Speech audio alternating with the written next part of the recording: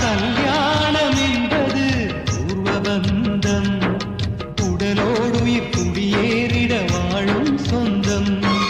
சம்சாரம் என்பது ஆதியங்கம், உண்டாகிடும் உறவாடிடும் அன்பால் என்றும்.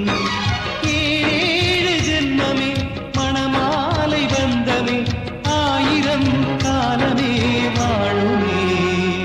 வெளிச்சமாகும் வீடு பெண் விளக்கேற்றினார், வெற்றியாகும் வாழ்வு பெண் வழிகாட்டினார்.